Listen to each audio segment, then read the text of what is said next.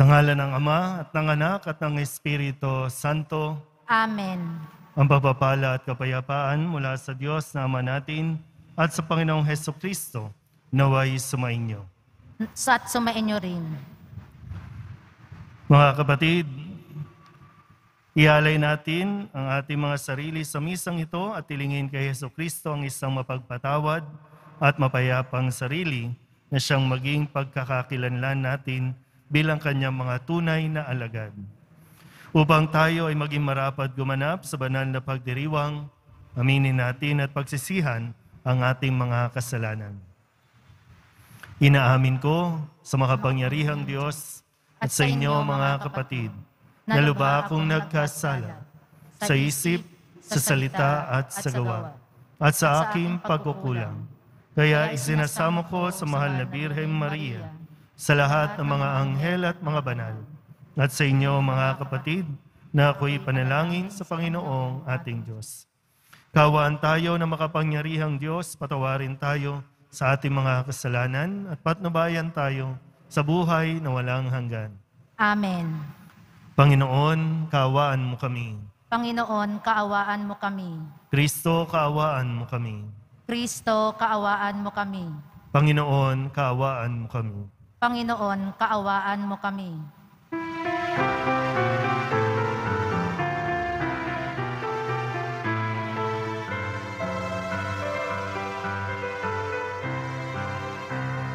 Wala sa Diyos sa kaitaasan, walang sa iyo ay kapayapaan.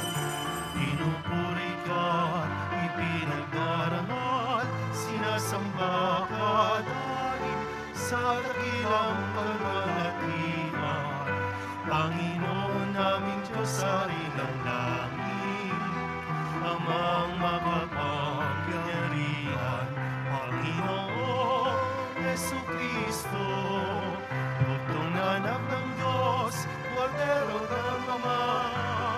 Ikaw na nag-aalis sa mga kasalanan ng sanlibutan. Tanggapin mo ang aming kahilingan, ikaw daw na naluluklok sa kanan ng Ama.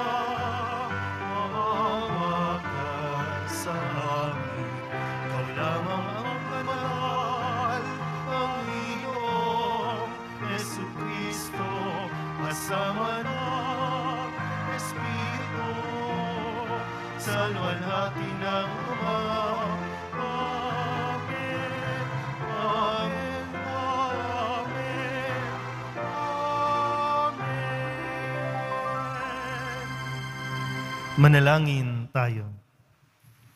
Ama naming makapangyarihan, ipagkaloob mong maitaguyod ang sanlibutan sa matiwasay na pag-iral ayon sa layunin mo para sa aming kapakanan, sa pagsamba sa iyo ng may panatag sa kalooban, sa pamamagitan ni Hesukristo kasama ng Espiritu Santo, magpasawalang hanggan. Amen. Magsiupo muna ang lahat. Pagbasa mula sa aklat ni Sira. Pag niliglig mo ang bistay, maiiwan ang magaspang. Pag ang tao'y nagsalita, kapintasay lumilitaw. Ang gawa ng magpapalayok ay sa horno na susubok. Ang pagkatao ng sinumay makikita sa usapan. Sa bunga ng punong kahoy, nakikilala ang ginagawang pag-aalaga. Sa pangungusap ng isang tao, damdamin niya'y nahahalata. Huwag mo munang pupurihin ang isang tao hanggang hindi nakakapagsasalita, sapagkat doon mo pa makikilala ang tunay niyang puso't diwa. Ang salita ng Diyos. Salamat sa Diyos. Totoong kalugod-lugod ang magpasalamat sa Diyos. Totoong kalugod-lugod ang magpasalamat sa Diyos.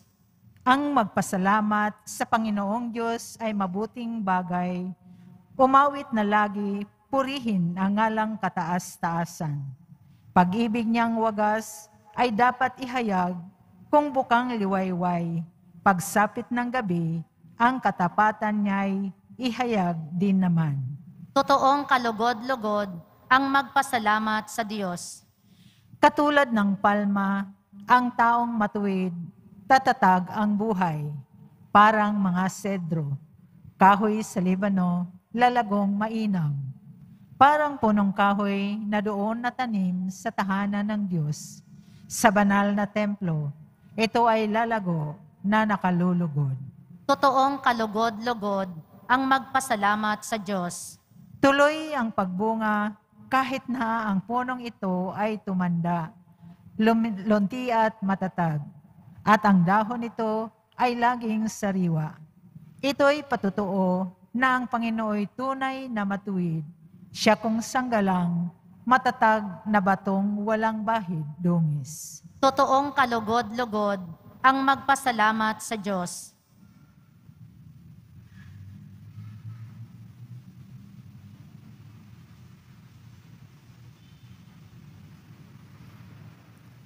Pagbasa mula sa unang sulat ni Apostol San Pablo sa mga taga-Korinto.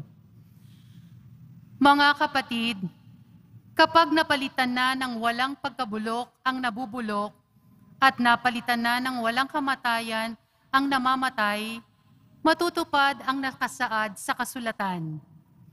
Nalupig na ang kamatayan, ganap na ang tagumpay. Nasaan o kamatayan ang iyong tagumpay? Nasaan o kamatayan ang iyong kamandag? Ang kamandag ng kamatayan ay ang kasalanan, at ang lakas ng kasalanan ay nagmumula sa kautusan. Magpasalamat tayo sa Diyos na nagbibigay sa atin ng tagumpay sa pamamagitan ng ating Panginoong Hesukristo. Kaya nga, mga kapatid, magpakatatag kayo at huwag matitinag. Magpakasipag kayo sa gawain para sa Panginoon. Yamang alam ninyong di nasasayang ang inyong pagpapagal para sa Kanya. Ang salita ng Diyos. Salamat sa Diyos. Magsitayo po ang lahat.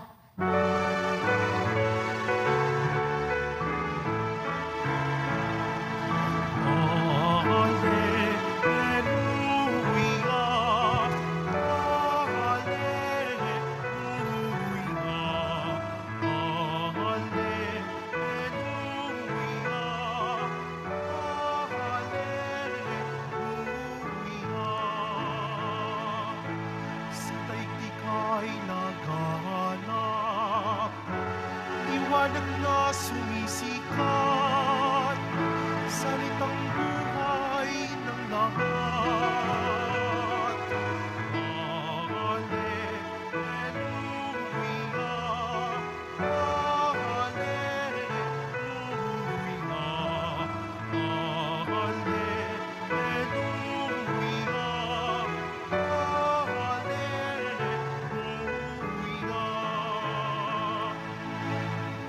Sumainyo ang Panginoon. At sumaiyo rin. Ang mabuting balita ng Panginoon ayon kay San Lucas. Papuri sa iyo, Panginoon. Noong panahong iyon, tinanong ni Jesus ang mga alagad ng patalinghaga, maaari bang maging taga-akay ng bulag ang isa ring bulag? Kapwa sila mahuhulog sa hukay kapag ginawa ang gayon. Walang alagad na higit sa kanyang guro.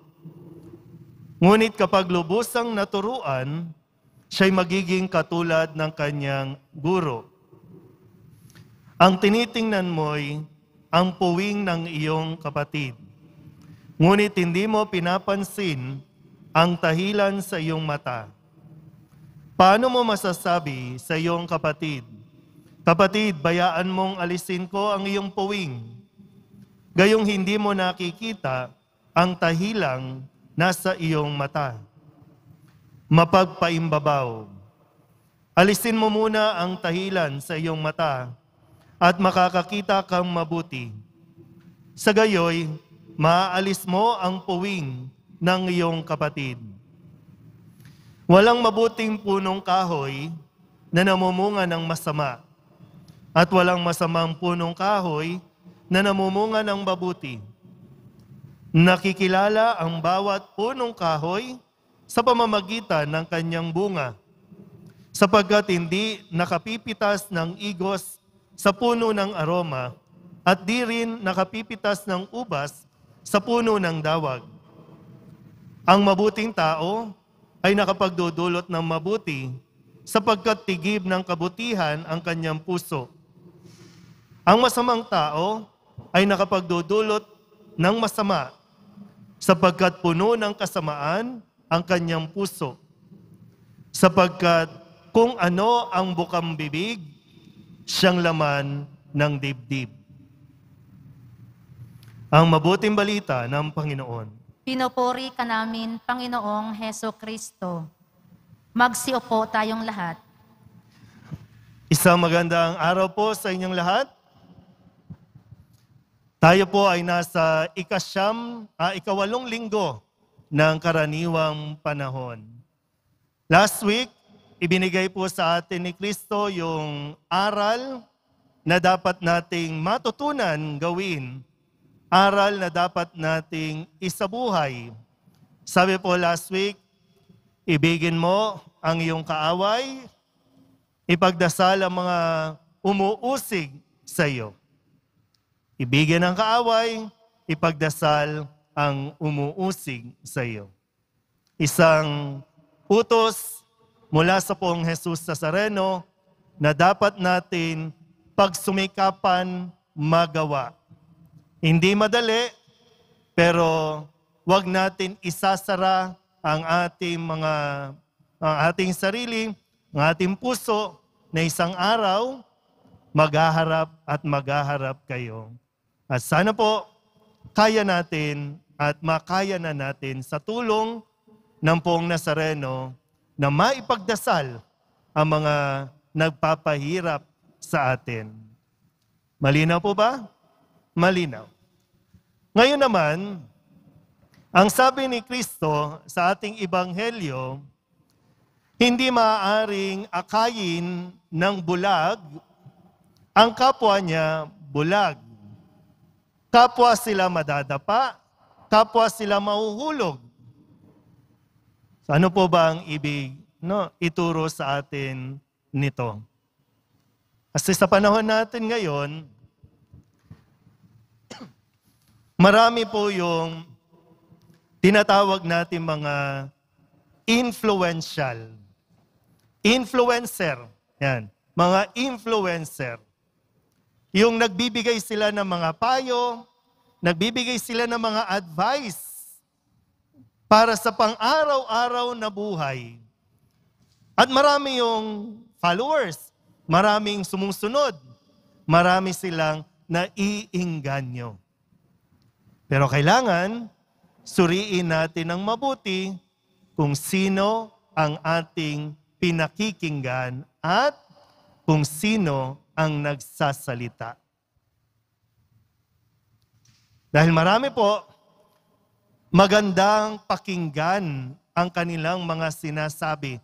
Maganda lang sa pandinig. Pero hindi ibig sabihin magandang pakinggan, tama ang kanilang sinasabi. Sa puntong ito, maganda na tayo mismo, suriin natin ang ating mga sarili. Baka kasi hindi natin namamalayan, nagdudunong-dunungan na tayo tungkol sa buhay na ito. Nagtatali-talinuhan na tayo na kung tutusin, kulang na kulang pa tayo sa karanasan, kulang na kulang pa tayo sa kaalaman. Ang nakakalungkot sa panahong ito, naglipa na, nagkalat sa paligid yung mga self-proclaim na alam nila kung ano ang katotohanan. Kaya ang dami nating tinatawag na misinformation, disinformation. Tinitwist natin kung ano ang katotohanan. Pinapalitan natin, kaya tuloy ang daming naliligaw ngayon at hindi na alam ano nga ba ang nangyari, ano nga ba ang katotohanan. So no wonder, lahat tayo nagkakadapa-dapa. Kasi yung mga inaasahan na dapat magsasabi ng katotohanan, dun mismo nanggagaling ang kasinungalingan. Minsan po, no, iniisip ko din, no, ako ba, kapag nagsishare ba ako ng aking pagninilay, ng reflection, may napupulot ba yung tao? O kaya naman, tama ba yung aking sinasabi? Ayon pa ba sa aral ng Poong Nazareno ang inyong naririnig mula sa akin? O baka sarili ko na yung akin pong binibida? Yan. Magandang mapagnilayan, no? Kasi ang sabi sa unang pagbasa, sa aklat ni Sirach, di ba ang sabi po, no? Kapag ang tao nagsalita, puro kapintasan ang lumalabas. Kapag ang tao nagsalita, puro panghuhusga. Kapag ang tao nagsalita, ang pangit ng lumalabas sa bibig. Maganda ba o pangit? Nakakapagbigay buhay ba o nakakamatay? O parang, wala lang. Kaya nga, napakahalaga kung sino ang pinakikinggan mo at kung sino ang nagsasalita. Kasi kung ano napapakinggan mo, pumapasok sa ating isipan, at kung ano ang laman ng isip mo, kung ano ang laman ng puso mo, yun ang lalabas sa iyong bibig. Kung puro galit ang pumapasok sa iyo, galit din ang lalabas sa bibig mo. Pero kung mga pag-ibig, no, kung magaganda ang ipapasok mo sa iyong sarili, maganda rin ang lalabas. Huwag na tayong dumagdag. Ang dami ng mas pinipiling magsalita ng pangit, magbitaw ng mga salitang nakakasakit. Huwag na tayong dumagdag sa mga dilang mapanghusga. Di ba? Sabi po, no? Huwag mo munang pupurihin. Di ba? Sabi, no, sa unang pagbasa. Huwag mo munang pupurihin ang tao hanggat hindi siya nagsasalita. Yeah, sa mga lalaki po, di ba, no? Minsan meron tayong nakikita na, wow, ang ganda. Di ba, no? Wow, malinis. Pero hintayin mo pag nagsalita. Doon turn off ang mga lalaki. Kala mo formal, pero pag nagsalita, mura na. Di ba? Pwedeng sa katayuan, maganda ang pananamit, maayos, pero hintayin mong magsalita para marinig mo kung ano ang pagkatao niya. Ang ganda-ganda ng postura, pero puro paninira naman ang sinasabi. Kaya nga, itong suot ko, no? Pag nagsalita ba ako, angkop sa aking kasuotan, o marami sa inyo na di-disappoint? Marami sa inyo na di-discourage? Sayang. Sayang. Kaya nga sabi din, sa ikalawang pagbasa, sabi ni Apostol ni San Pablo sa kanyang sulat, magpakatatag kayo. Gumawa lang kayo ng gumawa ng mabuti, ng ayon sa natutunan kay Kristo. Marami na pong nanggugulo sa paligid. Makapangyarihan din yung salita. Kaya nga, ano ba yung salita? Kanino galing yung salita na lumalabas sa bibig mo? Ngayon po, sa nangyayari, isang utos lang sa nangyayaring kaguluhan, ang mga pangulo, ang mga presidente, isang salita lang nila, naggigera na. At sino ang higit na napiperwisyo? Ang mga tao. Sa isang salita lang, pwede kang makapagbigay ng buhay. Sa isang salita lang, pwede kang makapagbawi o makapatay ng tao. Kaya sana po, bago tayo magsalita, bago mo ibuka ang bibig mo, pag-isipan ng mabuti, pagdasalan mo muna ng mabuti, isipin muna ng mabuti. Dahil may mga salita na minsan hindi mo na nababawi, hindi na, wala na, nabigkas mo na, nasabi mo na, nakasakit na, at wala na rin.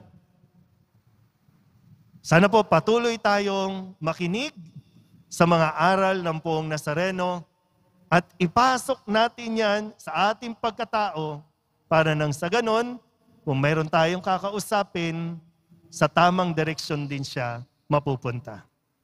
Amen? Magsitayo po ang lahat. Ipahayag natin ang ating pananampalataya. Sumasampalataya ako sa Diyos amang makapangyarihan sa lahat, na may gawa ng langit at lupa. Sumasampalataya ako kay Hesu Kristo, iisang anak ng Diyos, Panginoon nating lahat. Nagkatawang tao siya, lalang ng Espiritu Santo. Ipinanganak ni Santa Mariang Birhen, pinagpakasakit ni Poncio Pilato, ipinako sa krus, namatay, inilibing. Nanaog sa kinaroroonan ng mga yumao. Nang may 3 araw, nabuhay na mag-uli. Umakyat sa langit, naluklok sa kanan ng Diyos, amang makapangyarihan sa lahat. Doon magmumulang paririto at huhukom sa nangabubuhay at nangamatay na tao. Sumasampalataya naman ako sa Diyos Espiritu Santo, sa banal na simbahang katolika, sa kasamahan ng mga banal, sa kapatawaran ng mga kasalanan, sa pagkabuhay na muli ng mga namatay na tao, at sa buhay na walang hanggan. Amen. Kami lumalapit at dumadalangin sa iyo ngayon, Ama, upang makita at madama namin ang iyong anak na si Jesus sa aming bawat kapatid, na tulad namin, kailangan din ng pag-unawa at pagmamahal. Buong kababaang loob kaming dumudulog. Panginoon, dinggin mo ang aming panalangin. Panginoon, dinggin mo ang aming panalangin. Maging tunay na lingkod at pastol, nawa ang aming Santo Papa, mga obispo, pari at diakono, upang maakay nila ang bawat binyagan tungo sa Diyos sa pamamagitan ng kanilang pangunawa at pakikinig. Manalangin tayo. Panginoon, dinggin mo ang aming panalangin. Maging mabuting tagapagtaguyod nawa ang bawat lingkod bayan ng talento at potensyal ng bawat mamamayan tungo sa paglago ng bawat nilalang na sasakupan. Manalangin tayo. Panginoon, dinggin mo ang aming panalangin. Patuloy nawang tulungan ng mga doktor, nurse, at mga social workers ang mga kapatid nating may sakit, may kapansanan, mga matatanda, at iba pang mayroong matinding pinagdaraanan sa buhay. Manalangin tayo. Panginoon, dinggin mo ang aming panalangin. Huwag nawa kaming magkaroon ng talaan ng masasamang gawain at kasalanan ng aming kapwa. Sa halip ay makapamuhay nawa kami ng may pasensya, pangunawa at pagmamahal sa bawat isa. Manalangin tayo. Panginoon, dinggin mo ang aming panalangin. Sa pamamagitan ng mahabaging pagliligtas ng iyong anak na si Jesus, makapasok nawa sa iyong kaharian ang mga kapatid naming yumao. Manalangin tayo. Panginoon, dinggin mo ang aming panalangin. Dilog din natin sa Panginoon ang ating mga personal na kahilingan at mga panalangin para sa ating mga pamilya. Ganon din ang lahat ng mga misang pasasalamat, special na intensyon at mga kaluluwa na hinihiling na ipagdasal sa misang ito.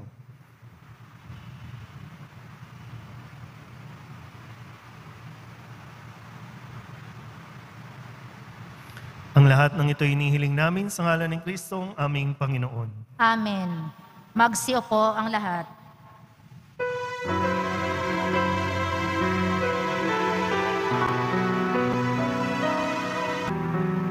Magsitayo po ang lahat.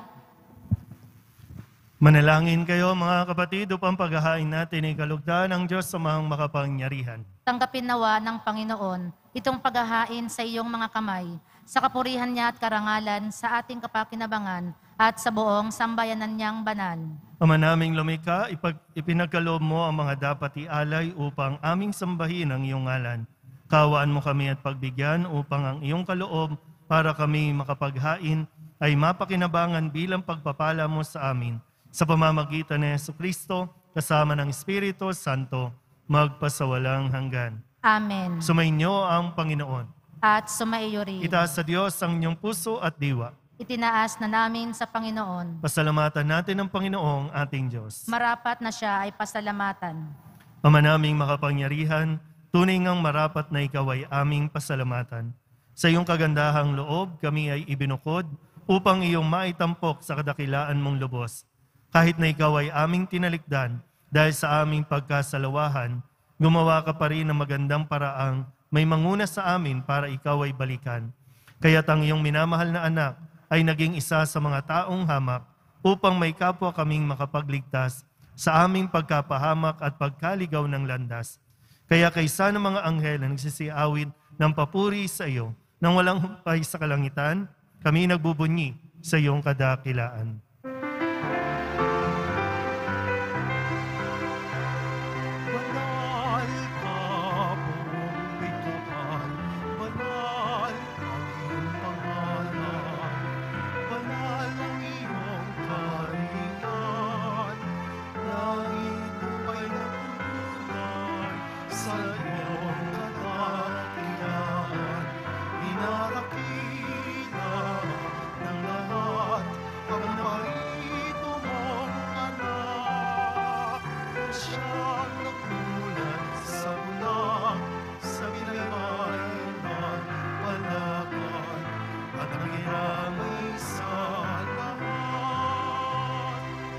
Magsiluhod po ang lahat. Ama naming banal, ikaw ang bukal ng tanang kabanalan. Kaya't sa pamamagitan ng iyong Espiritu, gawin mong banal ang kaloob na ito upang para sa aming maging katawan at dugo ng aming Panginoong Hesukristo.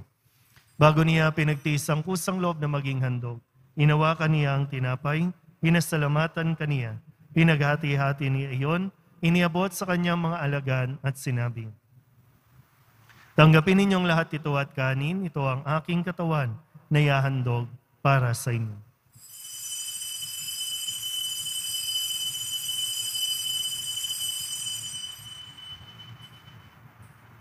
Gayun din naman nang matapos ang hapunan, hinawakan niya ang kalis, muli kaniyang pinasalamatan. Iniabot niya ang kalis sa kanyang mga alagan at sinabi, tanggapin ninyong lahat ito at inumin. Ito ang kalis ng aking dugo, ng bago at walang hanggang tipan, ang aking dugo na ibubuhos para sa inyo at para sa lahat sa kapagpapatawad ng mga kasalanan. Gawin ninyo ito sa pag-alaala sa akin.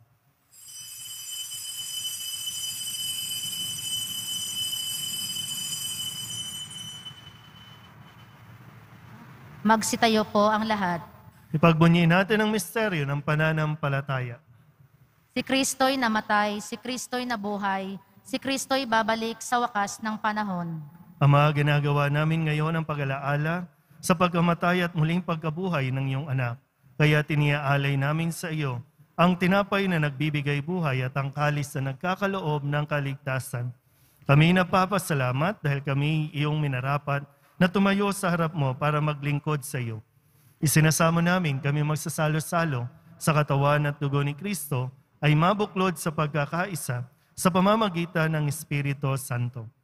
Ama, lingapin mo ang iyong simbahang laganap sa buong daigdig. Puspusin mo kami sa pag-ibig, kaysa ni Francisco na aming Papa at ni Jose na aming Obispo at ng Tanang Kaparian. Alalahanin mo rin ang mga kapatid naming nahimlay na may pag-asang sila'y muling mabubuhay, gayon din ang lahat ng mga pumanaw. Kawaan mo sila at patuloyin sa iyong kaliwanagan.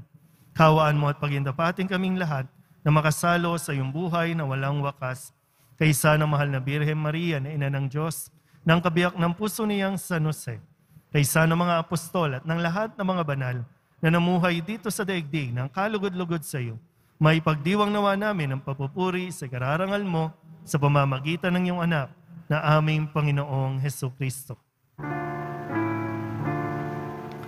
Sa pamamagitan ni Kristo, kasama niya at sa Kanya, ang lahat ng parangal at papuri ay sa iyo, Diyos Ama, makapangyarihan, kasama ng Espiritu Santo, magpasawalang hanggan.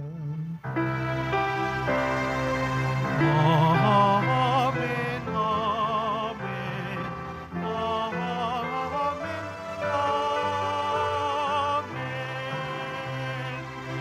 Buong kababaang loob tayong tumawag sa ating Panginoon ng Ama namin. Ama namin, Sumasalangit ka, sambahin ang ngalan mo, mapasa amin ang kaharian mo, sundin ang loob mo dito sa lupa para nang sa langit. Bigyan mo kami ngayon ng aming kakanin sa araw-araw at patawarin mo kami sa aming mga sala para nang pagpapatawad namin sa nagkakasala sa amin.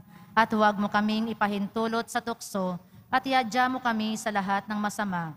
inihiling namin kami iadya sa lahat ng masama, pagkalooban ng kapayapaan araw-araw, iligtas sa kasalanan at ilayo sa lahat ng kapahamakan, samantalang aming pinananabikan ang dakilang araw ng pagpapahayag ng tagapagligtas naming sa Hesukristo. Sapagkat iyo ang kaharian at ang kapangyarihan at ang kapurihan magpakailanman. Amen. Panginoong Hesukristo, sinabi mo sa iyong mga apostol, kapayapaan ang iniiwan ko sa inyo, aking kapayapaan ang binibigay ko sa inyo. Tunghayan mo ang aming pananampalataya at huwag ang aming mga pagkakasala. Pagkalooban mo kami ng kapayapaan at pagkakaisa ayon sa iyong kalooban, kasama ng Espiritu Santo, magpasawalang hanggan. Amen. Ang kapayapaan ng Panginoon ay laging sumainyo. At sumaiyo rin. Magbigayan po tayo ng kapayapaan sa isa't isa. Kordero ng Diyos na nag-aalis ng mga kasalanan ng sanlibutan, maawa ka sa amin. Kordero ng Diyos na nag-aalis ng mga kasalanan ng sanlibutan, maawa ka sa amin. Kordero ng Diyos na nag-aalis ng mga kasalanan ng sanlibutan, ipagkaloob mo sa amin ang kapayapaan. Magsilhod po ang lahat.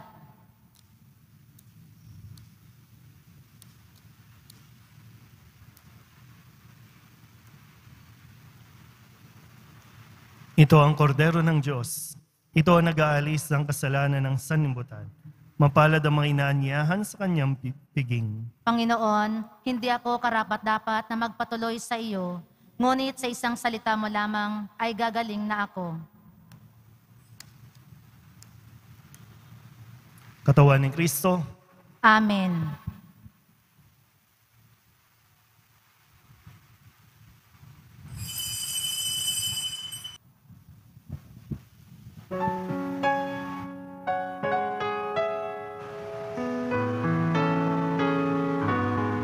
Dalawa.